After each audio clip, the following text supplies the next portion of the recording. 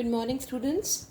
Today we are in continuation of chapter number 10 and we will study about the transportation of the substances in plants.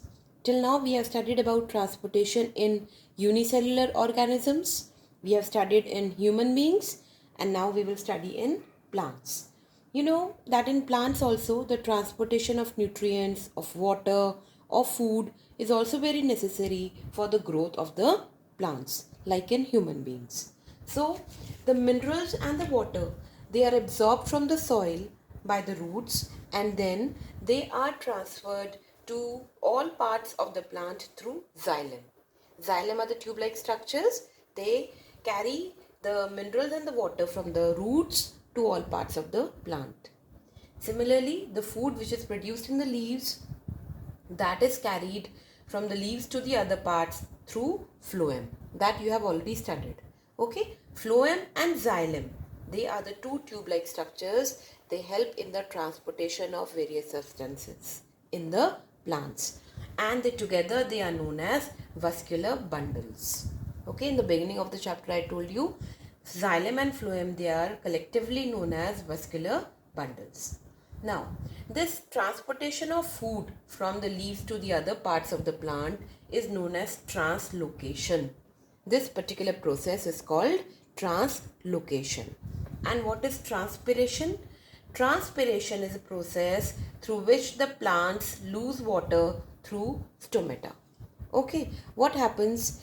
Through the stomata, the excess water is lost and that process is called transpiration. Now what happens when the excess water is lost?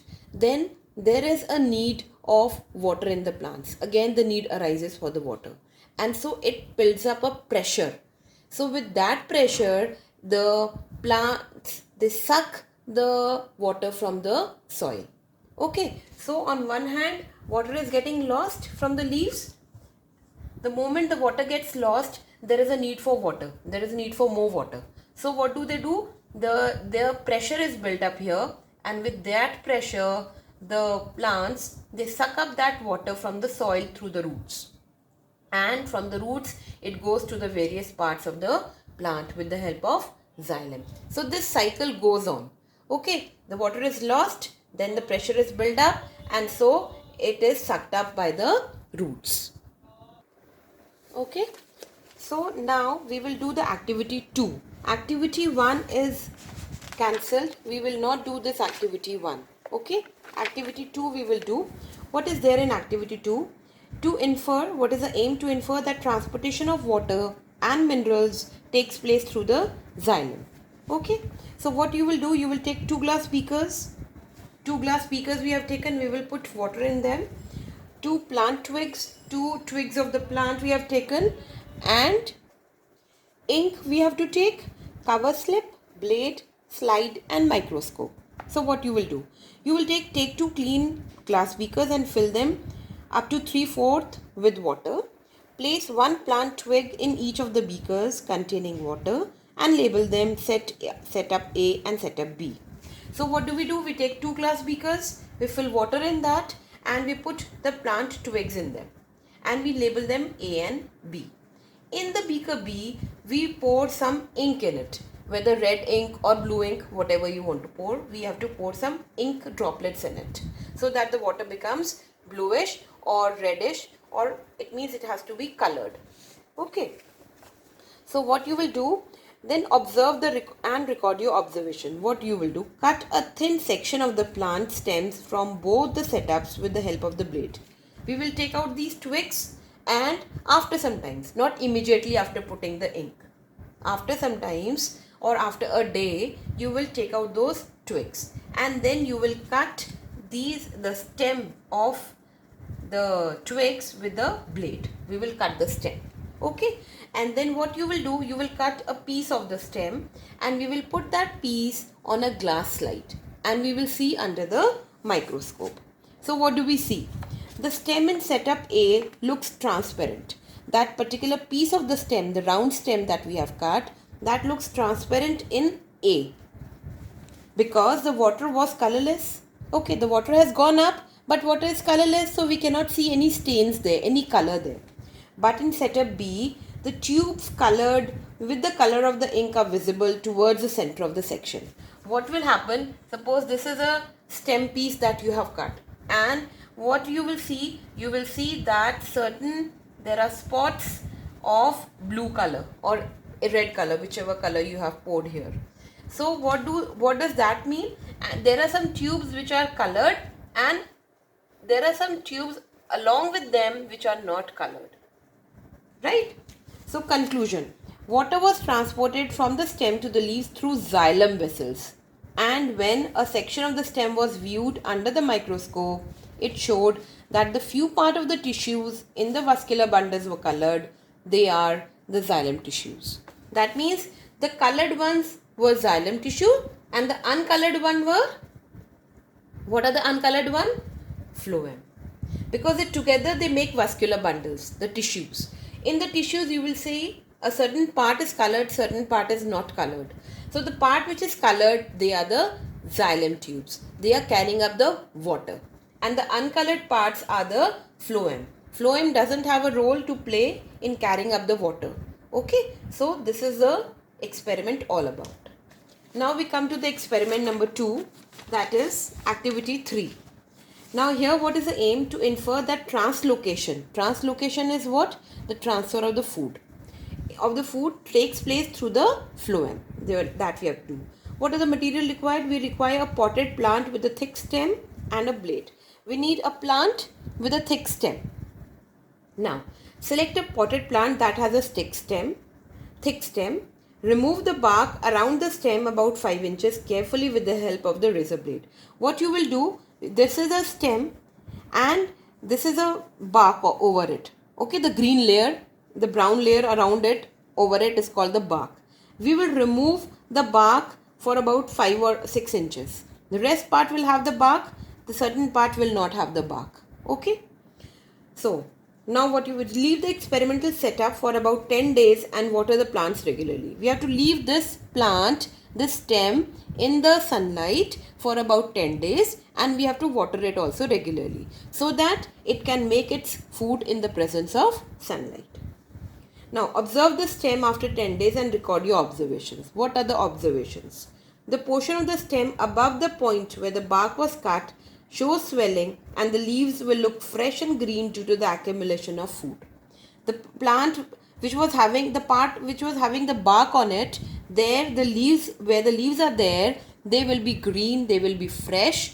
Why? Because they have made the food, so the leaves are fresh and green there. The portion of the stem below the point where the bark is cut off starts dying, and the leaves wither away due to the blockage of the movement of food downwards. So the portion which was cut, from where the bark was removed, that portion starts dying, because there the food cannot reach. Because in the barks only the phloems are there. We have cut the bark, so phloems have gone away. So that means the food cannot reach to that portion. So that portion will start dying, will start decaying. Okay. This activity proves that the phloem is responsible for the translocation of food in plants. I hope you have understood both the activities. Okay. Now we come to the excretory system. Okay, now we come to the excretory system. What is excretory system? See, whatever food that we eat, after eating the food, some undigested particles, some undigested material is also left. So that material, the undigested material, has to be taken out from our body, because that is waste, that is containing a lot of toxic, lot of harmful things. So that has to be taken out from our body, and the process by which this metabolic waste, this waste after the digestion, whichever is left, is removed from the body, is called excretion. Excretion means the removal of the waste from our body. And the organs which are involved in this excretion, they are collectively known as excretory system. Okay, so we have a system, we have some organs in our body which help in the removal of the waste. So like we did the transportation in First we did transportation in unicellular organisms, so we will study excretory system also in unicellular organisms.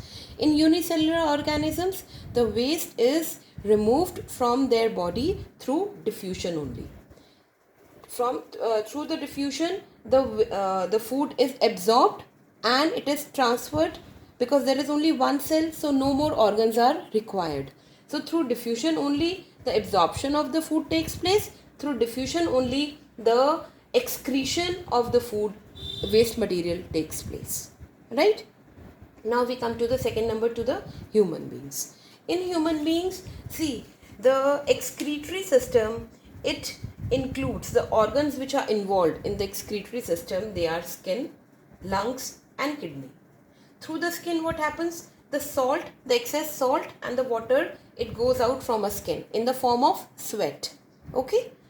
Through the lungs, what happens? Carbon dioxide and the other harmful gases, they are taken out. And that is done through breathing. When we breathe out, when we exhale out, then all the carbon dioxide and the other harmful gases, they are taken out from our body. So these two are helpful. Then the third organ, which the most important organ, is the kidney. What happens after digesting the food? Some toxic waste is left, and that is containing some nitrogen, and that is called urea. That waste, particularly that waste, is called urea or uric acid. So they are taken out of our body in the form of urine. Okay, and that is done with the help of kidney. Now girls, this urinary system, this under excretory system, what happens? Skin also comes, lungs also come, kidney also come. But this urinary system, which helps in the removal of the urine, that consists of the kidney, the ureters, urinary bladder and urethra. All these four organs, they collectively form a special system called urinary system. Now how does that work? See, just try to understand. The kidney, we have one pair of kidney. One pair means two kidneys we have. They are in the bean shape. Okay, we have the left kidney and we have the right kidney. Right? Each kidney, it consists of a number of coiled tubes. There are tubes inside the kidneys. And these tubes, they are called nephrons. What are they called? Nephrons. Nephrons, they help in the filtration out of the waste product from the blood. The blood reaches here to the kidney, and all the toxic material, all the waste product is filtered from the blood. Okay, so that filtration is done by the nephrons. So nephrons are very important. They are the tube-like structure, the coiled structures which are present in the kidney, and they help in the filtration of, first the filtration will take place of the waste product, then only it will pass through in the form of the urine. So nephrons, they are very important, and that's why they are called the functional units of kidney. This is an important question also, girls. Who are known as the functional units of kidney? Nephrons, because they help in the filtration of the waste from the blood. So what happens? Now see. So here, these are the blood vessels which are bringing the blood, the toxic blood, to the kidneys. The filtration takes place in the kidney only with the help of the nephrons. And what happens then? Then the urine which is formed here, it is taken through these ureters. Ureters are the two pipes which are attached from the kidney to the urinary bladder. Okay, these are the ureters. Again, ureters are two, so we have the left ureter and the right ureter. These, they carry the waste product from the kidneys to the urinary bladder in the form of the urine, and the urine is collected here in the urinary bladder. Right? Then what happens? From the urinary bladder, it goes out through a thin pipe-like structure called urethra. Urethra is only one single in number. It is attached at the bottom of the urinary bladder, through which the urine passes out. Okay, and then from the urethra, it goes through the urinary opening at the end of the urethra. Here we have the urinary opening, and through which it goes out from the body. I hope this functioning of the kidney is clear to you. The parts of the kidney and the functioning of the kidney, it helps in that. Now, what happens sometimes? Sometimes due to infection or genetic conditions or some injury, the kidneys may stop functioning, which may result in the accumulation of the waste substances with the body. If the kidneys are not functioning, then the waste product will keep on accumulating in our body, and this condition can be fatal. Fatal means it may lead to death also, because all the toxic substances, they are getting collected in our body, they are not getting excreted out. So that becomes very dangerous. In such cases, the blood is passed through an artificial kidney machine to remove the waste product from the body. Some artificial method is adopted, okay, through which the blood is pumped into the kidney, and the kidney, they start working artificially, and this process is known as dialysis. You must have heard this process, dialysis. A person has to be taken, if the kidneys are not working, the person has to be taken to the hospital maybe twice a week or thrice a week to remove those toxic waste artificially. Kidney transplant is another option to treat a failed kidney. Sometimes what happens, there is a donor who wants to donate his kidney, but that procedure is very difficult in the countries like India. So they give their kidney, and some other's kidney is fitted into our body. In this surgical process, the failed or diseased kidney is replaced with a healthy kidney from a donor. Donor means a person who donates the kidney.